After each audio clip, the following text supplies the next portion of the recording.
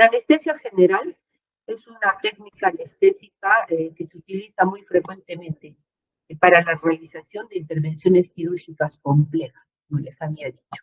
¿Ya? Entonces, en la anestesia general va a haber grados variables de depresión respiratoria debido a los fármacos que se usan, ¿no? Hemos dicho que los hipnóticos son depresores cardiorrespiratorios, igual que los opioides. ¿Ya? Y si el paciente está con bloqueantes neuromusculares, aún más, ¿no? Entonces, va a haber grados variables de depresión respiratoria que puede ir hasta el apnea, ¿ya? Abolición de reflejos de protección de la vía aérea, por lo cual entonces se necesita de un soporte respiratorio. Es decir, que dar anestesia general significa que tengo que manejar la vía aérea, porque tengo que dar soporte respiratorio. Ya hemos visto que la anestesia general puede ser general inhalatoria, general intravenosa, también llamada activa, general balanceada y la analgosedación. Hoy día en la mañana vieron una analgosedación, también llamada pseudoanalgesia, o también llamada general endovenosa. Y han visto la balanceada, ¿no? Ahora, ustedes dirán, pero si esta es endovenosa y esta también, pero las que estoy señalando, voy a poner el cómputo. Entonces, esta es por vía endovenosa y la activa también es endovenosa, pero esta anestesia es con paciente intubado y para cirugías largas y se utiliza bombas de infusión. En cambio, la analgosedación es procedimientos cortos, menos de media hora, y no se utiliza bombas de infusión, sino se da el medicamento en bolos, directo a la vena. Bueno, entonces la general inhalatoria, miren, la absorción y la eliminación del medicamento va a ser a través de los pulmones, ¿ya? Entonces el anestésico que se inhalado, que más frecuentemente se utiliza y sobre todo en nuestro medio es el sevoflurano.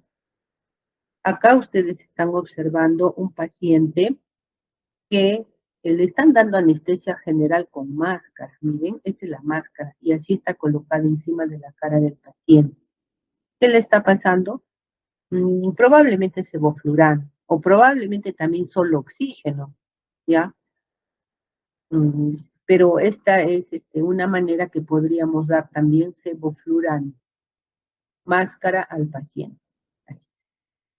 Vean que está monitorizado, ¿no? Tiene acá un electrodo del electrocardiograma. Acá hay otro por acá y otro debe estar acá por el lado del corazón.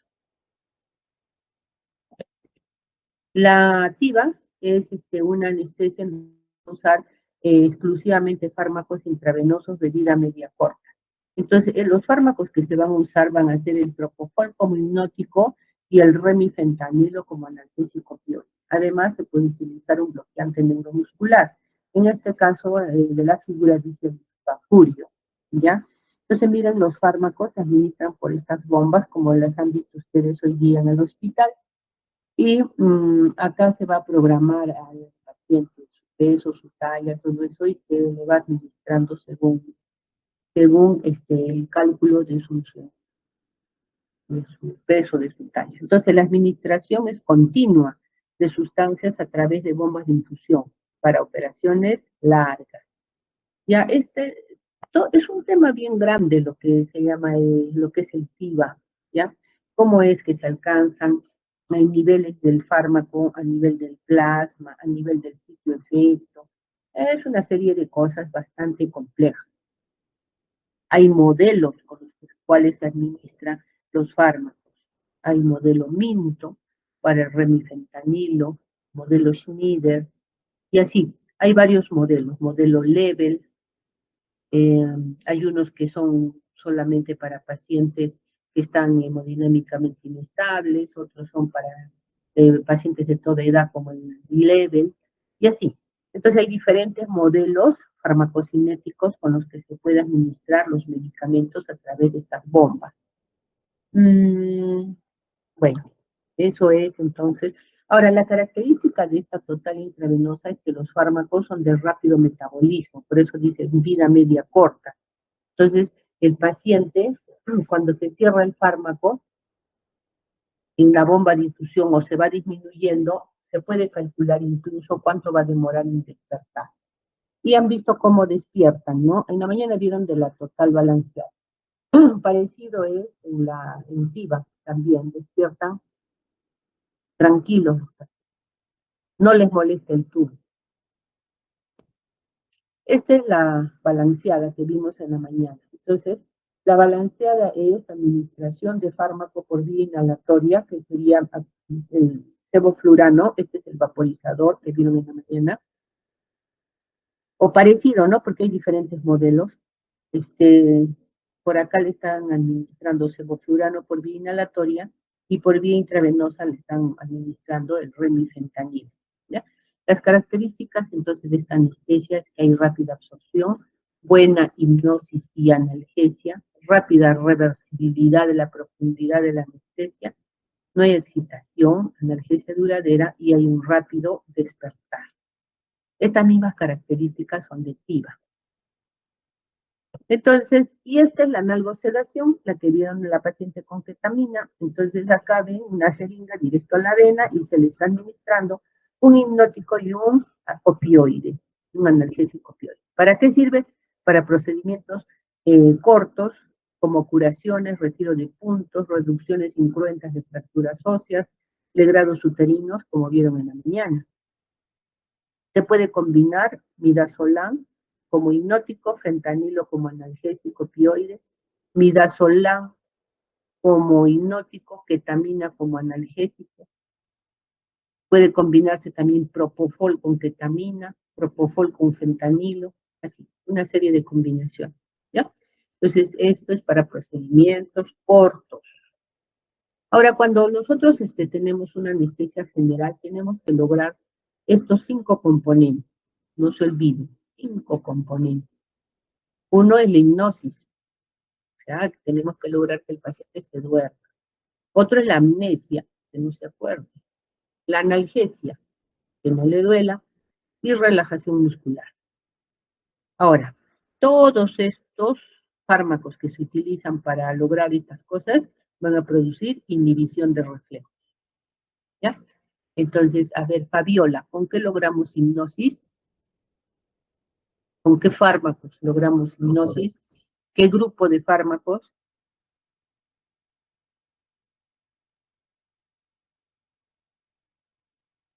Fabiola. Sí, doctor. Sí, doctor. Dime.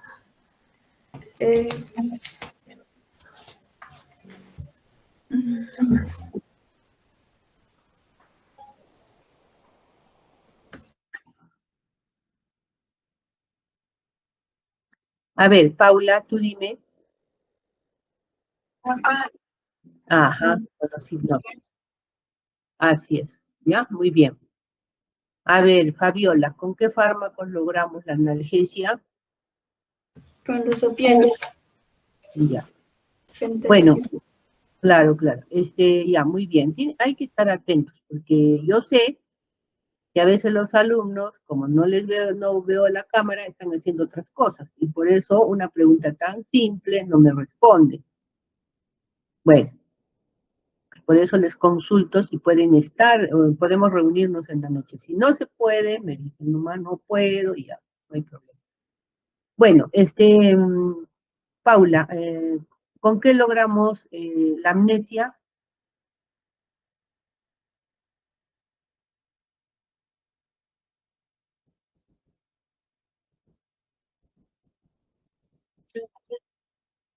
Sí. ¿Y la relajación muscular, Fabiola?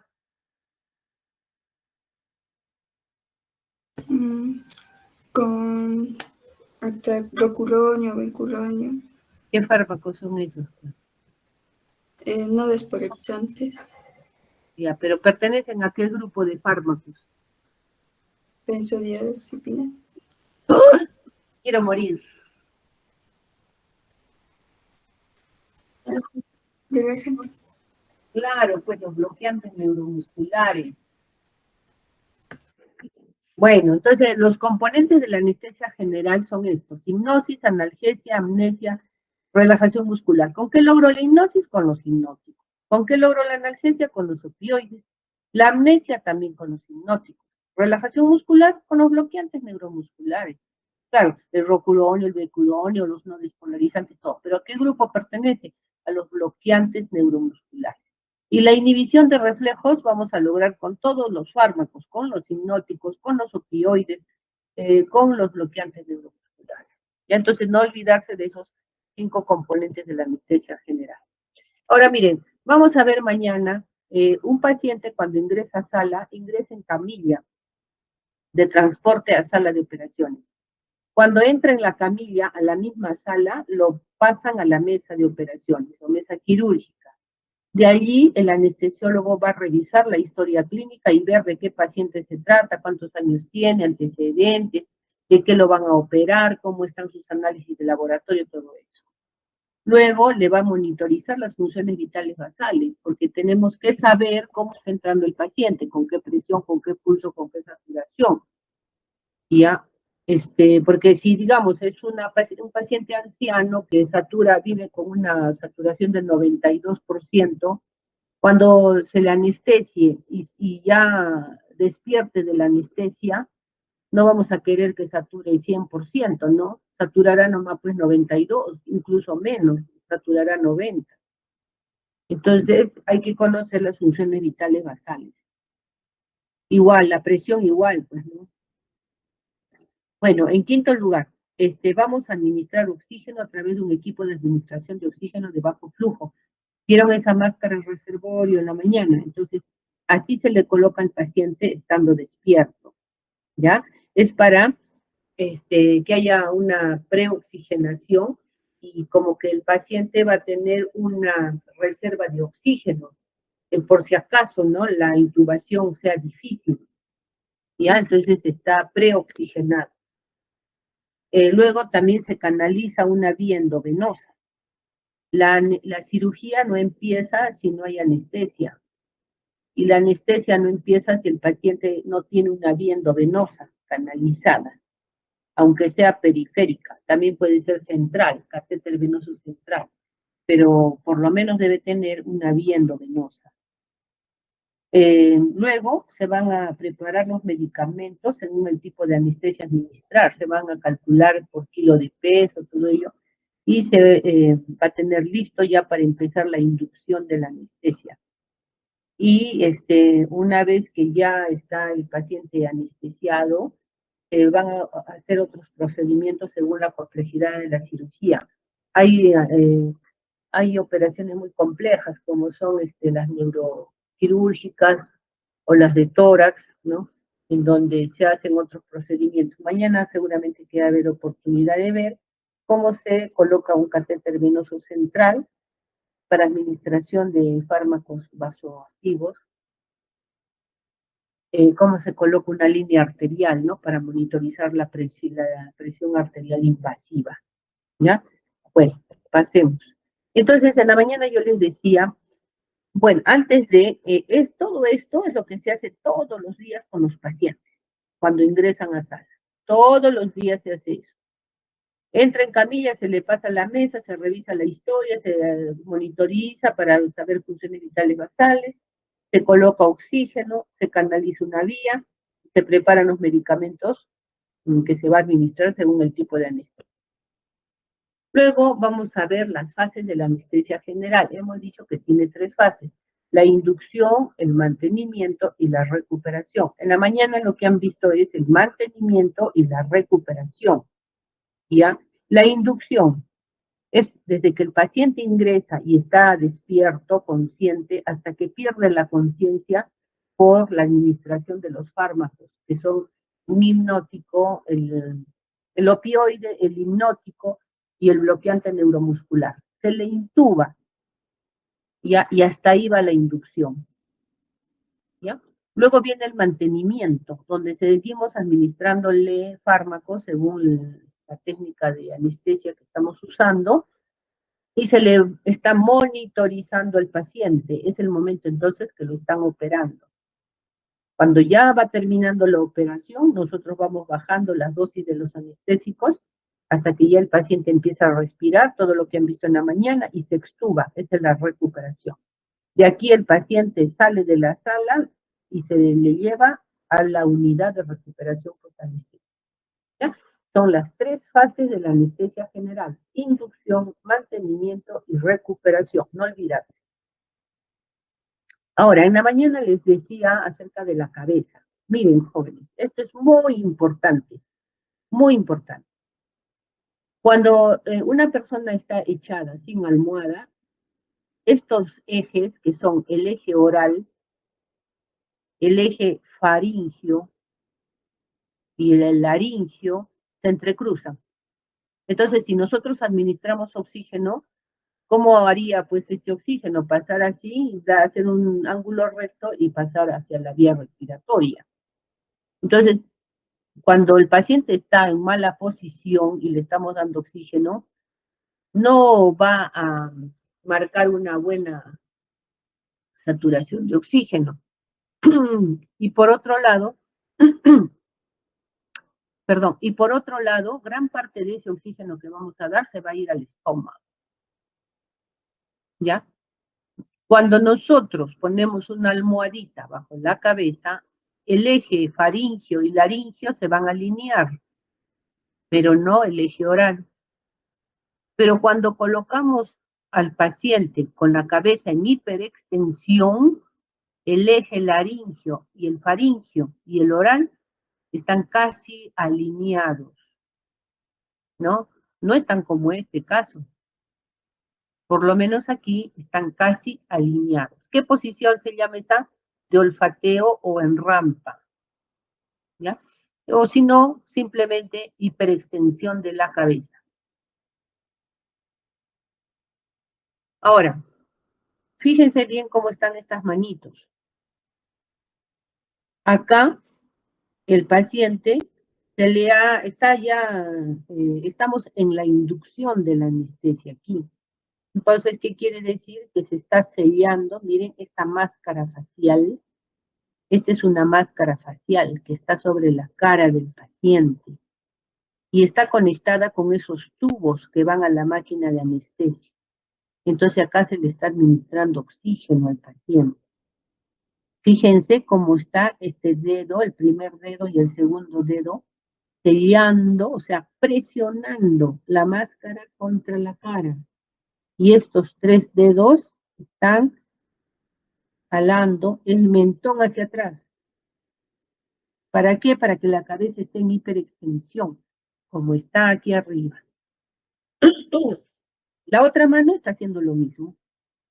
Cuando tenemos una cara grande, un paciente obeso, tenemos que hacer esto con las 2 manos. Y otra persona debe estar volteando. ¿Ya? Ahorita vamos a ver qué es eso. Entonces, ven, acá hay 2 manitos agarrando, pero normalmente debe ser con una nuca. No se olvide, esta es la máscara facial, los tubos de la máquina de anestesia. El primer dedo, miren cómo toma la máscara contra la cara, la está presionando. Y el segundo dedo en la parte de abajo. Y estos 3 dedos jalando el mentón hacia atrás. Ya. Muy bien.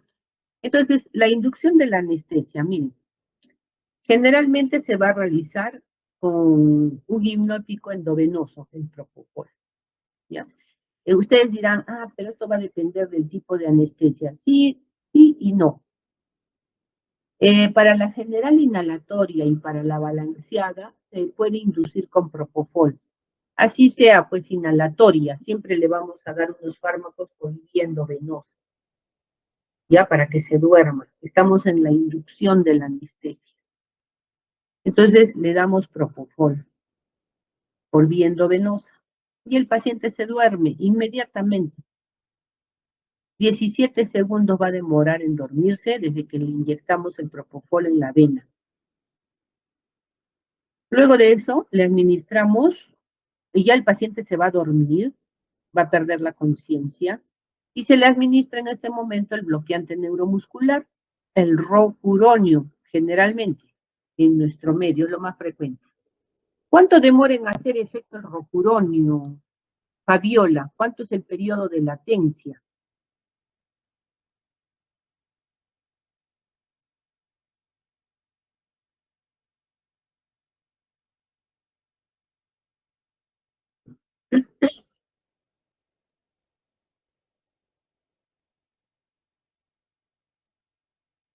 Doctora, un minuto.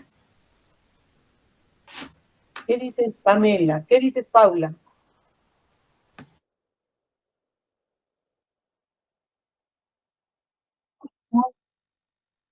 1 a 2 minutos, ¿ya? Eso les dije ayer. 1 a 2 minutos es el rocuronio, ¿ya?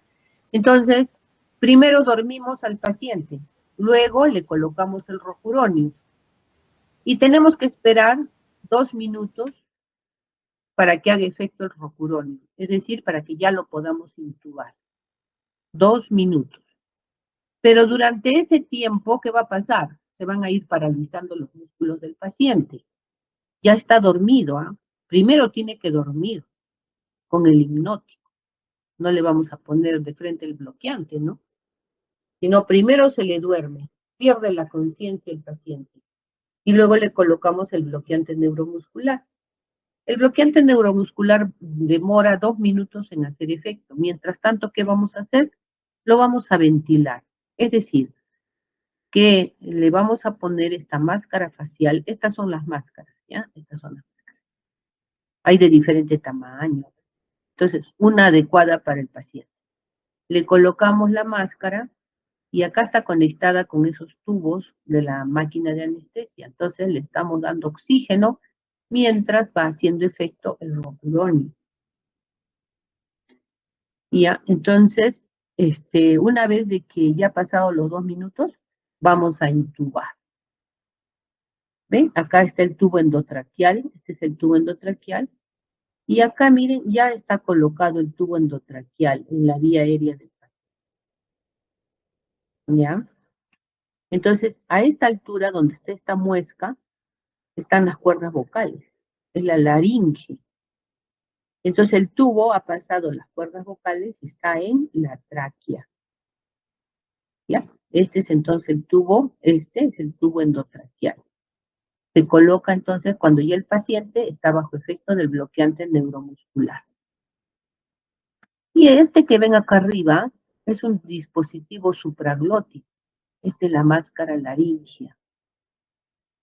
Fíjense que la máscara laringea no atraviesa las cuerdas vocales, se queda sobre las cuerdas vocales, sobre. Miren cómo ha ingresado, no atraviesa hacia la tráquea, sino se queda sobre las cuerdas vocales, a diferencia del tubo endotraqueal, que sí ha atravesado las cuerdas vocales.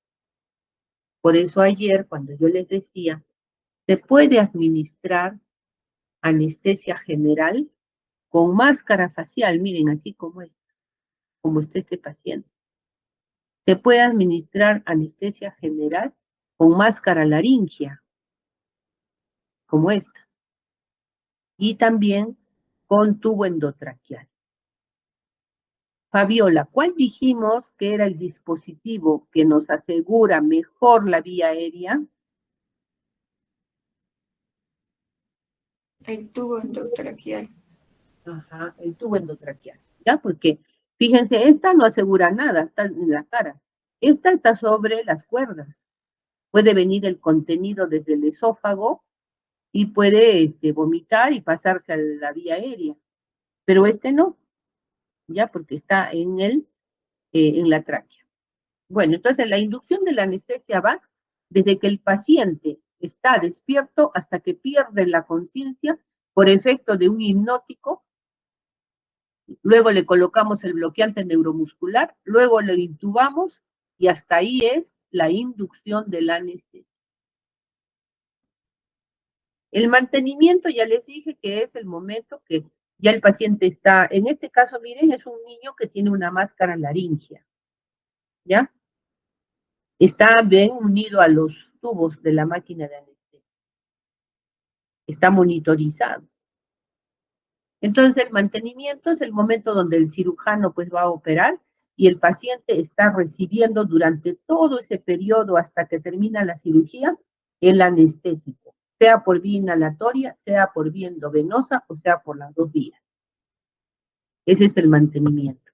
Y la recuperación que vieron en la mañana, que es cuando ya terminó la cirugía y estamos disminuyendo los fármacos, estamos esperando que el paciente empiece a respirar y lo haga adecuadamente para poder retirarle el tubo y ya el paciente se va a valer por sí mismo. No podemos quitarle el tubo antes, ¿ya? Entonces se llama extubar al paciente. Listo. Después de que ya se le extuba, se le vuelve a ventilar así con máscara. ¿Ven? En este caso, el anestesiólogo está tomando con una sola mano, ven el dedo, el primer dedo, el segundo dedo, están sellando, presionando la máscara contra la cara. Y estos tres dedos están jalando el mentón, ¿ya? Y de la otra mano, ¿qué está haciendo? Está bolseando. Esto es una bolsa que mañana la vamos a ver, y a través de ello le está administrando oxígeno. Dime, a ver, Paula, ¿hacia dónde está mirando? A ver, extiende el cuello, la cabeza, según esta figurita del tronco. ¿Hasta a dónde estará mirando el paciente, el anestesiólogo?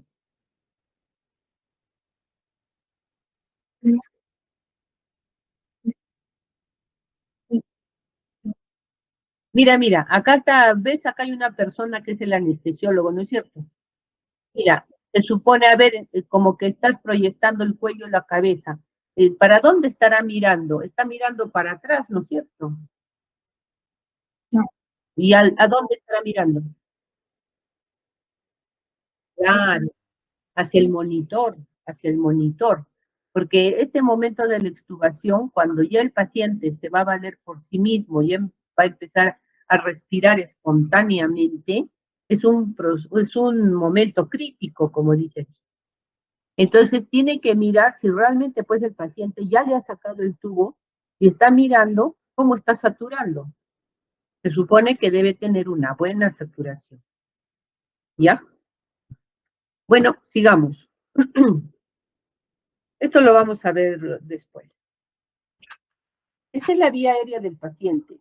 ¿Ya? La vía aérea comprende desde la nariz, la boca, la nariz, tenemos la nasofaringe, orofaringe, la laringe, la tráquea, los bronquios principales, los pulmones. La vía aérea se divide en superior e inferior a nivel de la laringe. Esta es la vía aérea superior y por debajo de la laringe la vía aérea inferior. Acá es muy importante ver la relación, miren que tiene la lengua, miren cómo está la lengua.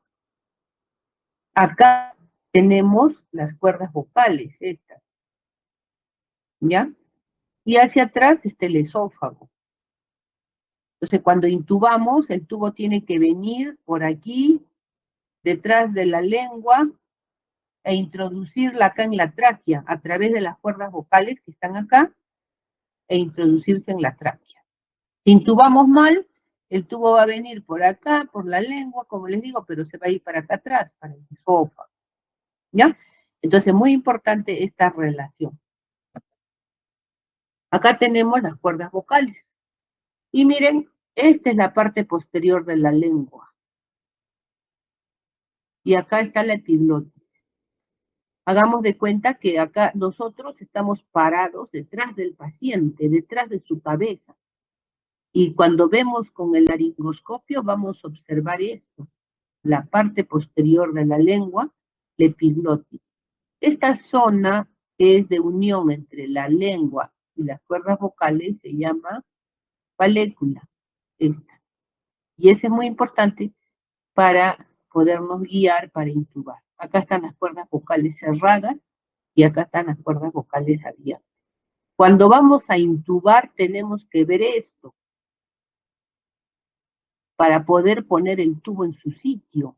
Así vamos a ver abierto, para poder poner el tubo aquí e introducirlo a la tráquea. Si no vemos, no vamos a poder intubar, ¿no? Y lo haríamos a ciegas, ¿ya? Ahora, miren, En la mañana ustedes vieron a esa paciente que se le extubó, ¿no? O sea que ha habido un momento en el que se le ha intubado.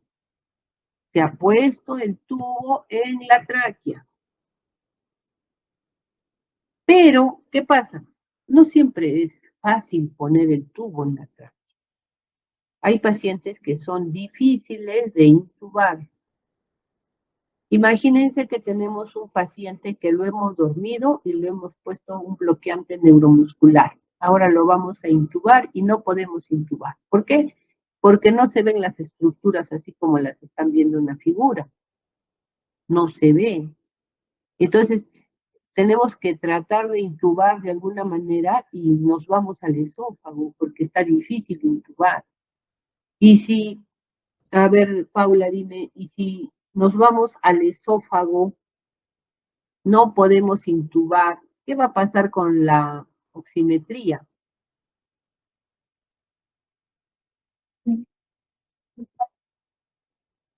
Ajá, va a caer. Entonces el paciente, cuando empezamos la inducción, estaba en 100% de saturación. Y después empieza a caer, no podemos intubar, y empieza a caer a 95, 90, 89, 85, 80, y empiezan a sonar todas las alarmas del monitor. 70, y el paciente se va poniendo cianótico, pálido, cianótico, y no podemos intubar. Entonces sigue bajando la saturación y puede incluso llegar al paro, y puede incluso quedar con secuelas por hipoxia. Entonces, el momento de la intubación, pues, es algo muy importante, ¿no? Para no estar en estos problemas de no poder intubar, para eso se hace la evaluación de la vía aérea. ¿En qué momento se hace eso? Cuando hacemos la evaluación preanestésica, ¿ya? Cuando hacemos la evaluación preanestésica, entonces vamos a evaluar al paciente, estando ahí despierto en su cama, ¿no? No vamos a evaluar con el paciente dormido, no. Lo que hacemos es con el paciente despierto para determinar si tiene factores de riesgo para intubar. Hay diferentes factores que nos hacen ver que la vía aérea puede ser difícil, ¿ya? Y entonces, si vemos de que puede ser difícil, debemos tener un plan A, un plan B y hasta un plan C, por si acaso. Entonces, ¿cómo valoramos la vía aérea? Mediante la historia clínica y el examen físico. Entonces, fíjense acá, jóvenes, acá tenemos un paciente, es obeso, tiene barba, ¿no? Miren cómo es su cuello, grueso, y unida, está la cabeza unida al tronco, o sea, casi no tiene cuello corto, ¿no? Bastante corto. Entonces, miren este paciente, cuando vean acá las figuritas, cuando el paciente se le va a intubar, ¿con cuánto empieza de saturación? ¿Cuánto tiene de saturación acá, Fabiola? 93. 93. Se intenta intubar, y miren, ¿a cuánto ha bajado Fabiola? 89. 89. ¿Ven? Está con el laringoscopio en la mano y no puede intubar. Entonces, como no puede intubar, toma otro dispositivo para intubar. Este es otro tipo de laringoscopio que tiene una pantallita y una camarita, un foquito en la punta. Entonces, toma este dispositivo especial. ¿A cuánto ha llegado la saturación, Paula? A 70, ¿ve? Y cuando se prende así esto en amarillo, quiere decir que están sonando las alarmas. Ya está sonando las alarmas. Entonces, luego, con ese dispositivo logra intubar, ¿ya? ¿Y a cuánto ha llegado la saturación, Paula? ¿Ven? Entonces, 48, fíjense. Entonces, esta es una intubación difícil. Miren cómo es el paciente, ¿no? El paciente es obeso, no tiene cuello. Miren, no tiene cuello. Incluso la anestesióloga parece que se ha subido a un banquito, ¿ya? Entonces, así es, así pasa, ¿no? Y puede ser que acá lo ha podido intubar, pero puede ser que en otros casos no pueda, y esta saturación no solo llega a 48, sino puede llegar a 0. Y el paciente en ese momento lo vemos y está pálido, cianótico, y puede incluso hacer paro en ese momento por la hipoxia. Entonces, no queremos nosotros vernos en esa situación. Por eso es que tenemos que evaluar la vía aérea. Bueno, entonces, la historia clínica detecta antecedentes anestésicos de intubación difícil. Muchos pacientes que han sido intubación difícil, se les dice, señor, usted, cuando le pregunten, cuando lo vayan a operar en otra oportunidad, usted tiene que decir que es de intubación difícil. Entonces, ya como él advierte eso, ya nos preparamos, pues ya no nos va a sorprender. Bueno, sigamos.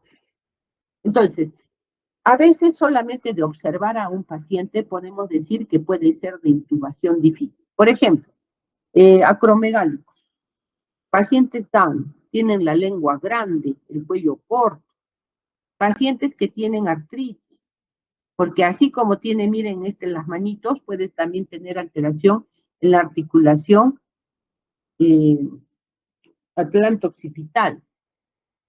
Entonces no va a poder extender el cuello, no va a poder hiperextender, entonces eso nos va a dificultar la intubación. Y fíjense este paciente que tiene una tumoración en el cuello, inmensa, gigante, que puede estar desviando la vía aérea para un lado o para otro, ¿ya? Entonces, este paciente también, solo de mirar hacia estos pacientes, podríamos decir que este paciente puede ser de intubación difícil. Igual que a este paciente, ¿no? Que hemos visto. Al ver un pacientito así, podríamos estar pensando, solo de verlo, obeso, cuello corto, grueso, cuello grueso, ¿no? Puede ser de intubación difícil, solo de mirarlo. Entonces hay diferentes síndromes, enfermedades que nos indican que puede transformarse en una intubación difícil. Entonces hay diferentes factores. Hay una regla mnemotécnica que es Lemon. El Lemon, que está en inglés, L de look externally, E de evaluate, M de malampathy, O de obstrucción de la vía aérea y N de movilidad del cuello. ¿Esto qué nos va a indicar? Nos va a detectar una vía aérea difícil. Entonces, look externally, como les decía, de solo mirarlo podemos decir que puede ser intubación difícil. Ese es el look, L. E de evaluate. Esto ya se examina al paciente, pero estando despierto. Se toman 3 medidas. La distancia interincisivos, que debe ser más de 3 centímetros. O también se calcula que diciéndole al paciente que busca 3 dedos entre sus dientes. Si entran los 3 dedos, entonces es una medida adecuada. Es el 3-3-2. Este es el 3, el primer 3. El segundo 3 es este. Debe haber 3 dedos entre el hueso yoides y el mentón. ¿Ya? Entonces, esa distancia debe ser más de 3 centímetros. Si es menos, ya nos podría indicar una intubación difícil. El tercer dato es el 2. ¿De dónde va? Del piso de la boca a la escotadura del cartílago tiroides. Ahí debe haber 2 dedos. Entonces, por eso es el 3-3-2. Si ya acá son 2 dedos y acá uno, entonces ya esta intubación va a ser difícil. M, estamos en el Lemon, M de malampathy. Esto se examina como con el paciente mirándose, el examinador lo mira a la misma altura. Se le pide al paciente que abra la boca lo más grande que pueda y que saque la lengua lo más que pueda. Entonces, en ese momento vamos a mirar las estructuras. Si se le ve la úvula, la parte posterior de la faringe, o sea, la garganta, el paladar blando y los pilares amigdalinos, decimos, este es un malampathy 1. Acá miren, ya se ve menos, ¿no? Se ve los pilares, no se ven los pilares amigdalinos tan amplios como en el otro, y se ve la úvula. ¿Sí? En el 3 solo se ve el paladar blando, no se ve la pared faríngea posterior, ¿no? No se ve. Y tampoco se ve la úvula, solo se ve la base de la úvula. Este es un Malampati 3. Y el Malampati 4 es en el que no vemos nada, solo el paladar duro, ¿ya? Entonces el Malampati son 4 grados. El 1 y el 2 van a ser fáciles de intubar. 3 puede ser difícil y 4 puede ser imposible intubar. Eso se evalúa con el paciente despierto. Ustedes mismas evalúense su vía aérea mirándose al espejo, a ver qué observan o a qué Malampati tiene. Estamos en el Lemon, ¿no? Para detectar vía aérea difícil. Tenemos la O de obstrucción de la vía aérea. Cualquier entidad clínica que provoque obstrucción de la vía aérea interfiere con la laringoscopía y la intubación tracheal. O sea, que ese paciente que tiene un tumor en la lengua, no voy a poder hacer una laringoscopía adecuada. O el paciente que tiene la boca chica, tampoco. Paciente que tiene artrosis de la articulación temporomandibular, tampoco, porque no va a abrir la boca. Ya, entonces eso es obstrucción de la vía aérea. Y finalmente, movilidad del cuello, NEC, N de NEC, movilidad. Entonces, ustedes ya han visto que es muy importante que el paciente hiperextienda la cabeza, ¿no? Entonces, si el paciente no puede hiperextender la cabeza, va a haber dificultad para intubar. Ahora, hay otros test, por ejemplo, el de la mordida. Si el paciente se puede morder el labio superior completamente, la intubación va a ser fácil. Si se muerde a medias o no se puede morder el labio superior, entonces esto nos va a indicar que puede haber dificultad para intubar. Hay otra distancia, ¿no? Habíamos visto el 332, pero hay una distancia también que se puede tomar, que es del mentón al cartílago tiroides. Acá debe haber más de 6.5 centímetros. Y esta otra es la esternomentoniana, que va del mentón, ya no al tiroides, sino a la escotadura del esternón. Debe ser más de 12.5 centímetros. Entonces, si las distancias están disminuidas, va a ser difícil intubar. La circunferencia del cuello también. Cuando es superior a 42 centímetros, se considera un predictor de laringoscopía difícil. ¿Ya? Ahora, cuando nosotros intubamos, lo que vamos a ver son estas figuritas que están allí. Esto es lo que queremos predecir con todo lo que hemos visto, con el Malampati, con la distancia tiromentoniana, con todo eso, lo que queremos predecir es esto, porque esto es lo que vamos a observar ya cuando el paciente está anestesiado. Entonces, acá este es el grado de visión laringoscópica de Cormack-Leani. Cuando vamos a intubar, lo que vamos normalmente va a ser esto, vamos a ver esto, la parte posterior de la lengua, la epiglotis, las cuerdas vocales.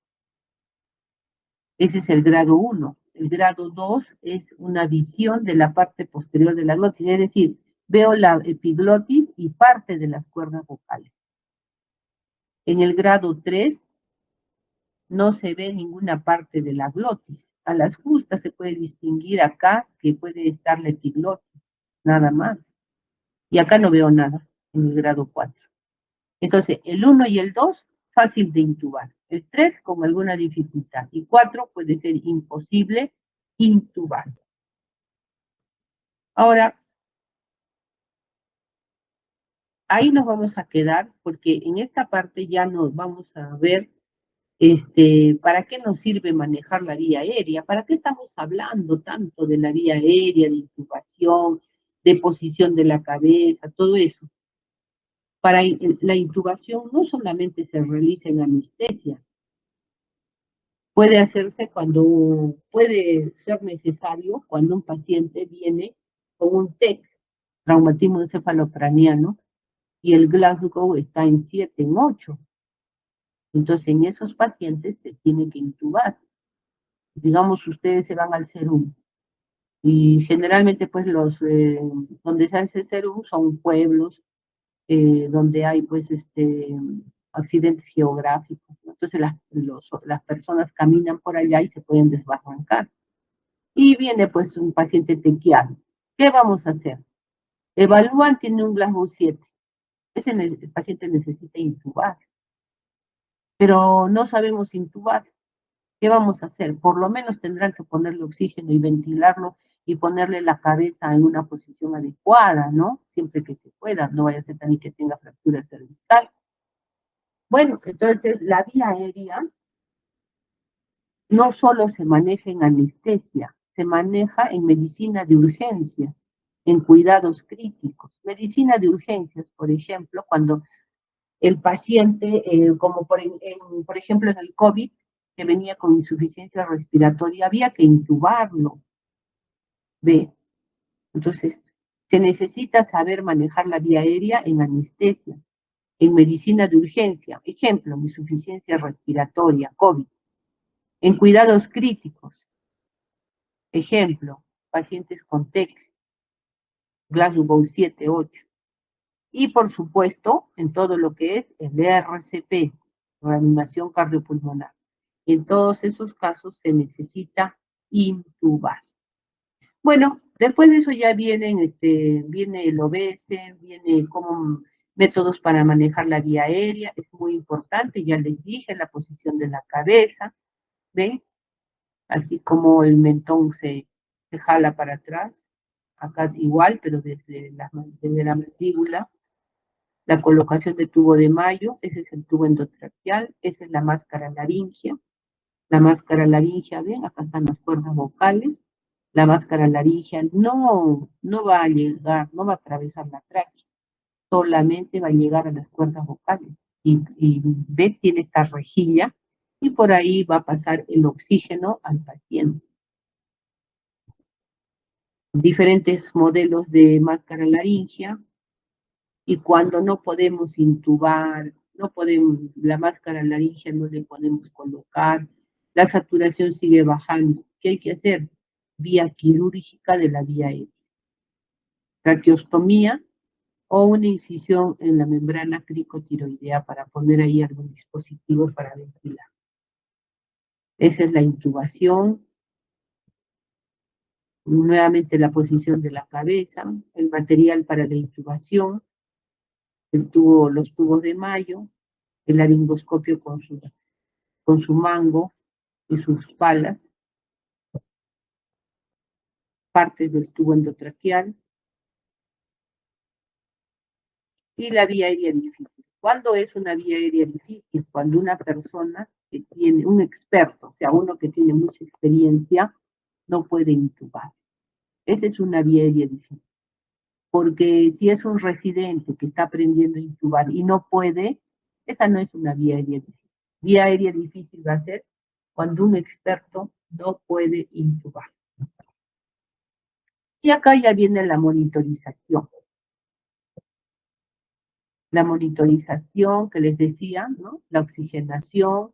¿De qué se monitoriza? La oxigenación, la ventilación, la circulación y otros, como que relajación muscular, temperatura, monitorización cerebral, débito urinario. Entonces acá tenemos, ¿ve? Se está monitorizando la pulsoximetría, o sea, la oxigenación. Ahora se pasa a la ventilación y en la ventilación se monitoriza la capnografía, es decir, la gráfica del CO2 expirado. Esta es la curva de la capnografía. Se monitorizan los volúmenes, capacidades pulmonares, como han visto en la mañana. Se monitoriza la circulación a través de qué? Presión arterial, electrocardiografía, presión venosa central. Esta es una presión normal, ¿no? Pero esta es presión arterial invasiva. Se canaliza una arteria y se conecta a un dispositivo especial. Y en el monitor nos va a salir la presión arterial cada segundo. Esa es la presión arterial invasiva. La invasiva se hace sobre todo para cirugías complejas como de neurocirugía, de tórax, de oncología. La presión venosa central, ahí está la profundidad de la anestesia, ven el BIS. Y este es el dispositivo que vieron en la mañana.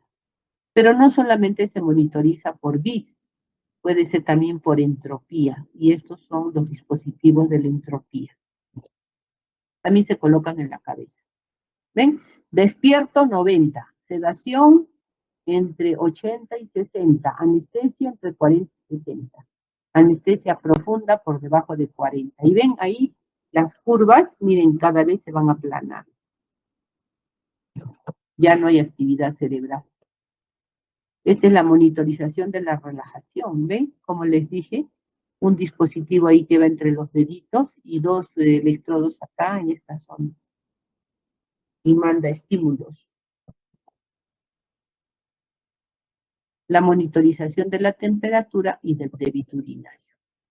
Bueno, eso es, sobre todo lo que quería era que vieran lo que es la vía aérea, la importancia del manejo de la vía aérea, ¿ya? Ahí nos vamos a quedar, mañana vamos a repasar y vamos a mirar todos estos dispositivos que ya les mostré, que son el tubo endotraqueal, el tubo de Mayo, estos que están acá, ¿no? ¿Qué me pasó? Están en esta figurita todos los dispositivos que se usan para el manejo de la vía aérea. Por ahí anda. Acá, ¿ven? Acá está el laringoscopio, su mango y todas las palas. Hay pequeños también para niños, para bebitos. El ambú, los tubos endotraqueales, que los hay de diferente tamaño. La máscara laringea. Pulsoxímetro, guantes, jeringas, todo eso. Todo esto se necesita para manejar la vía aérea, ¿ya? Bueno, ahí nos quedamos. ¿Alguna pregunta?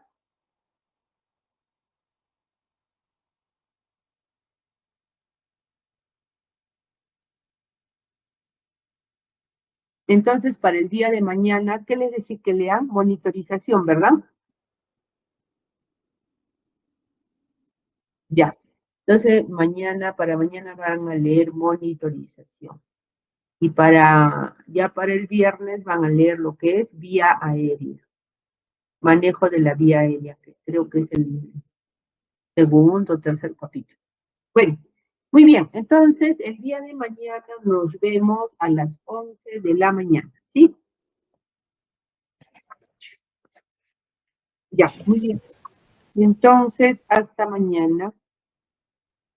Hasta mañana. Hasta mañana.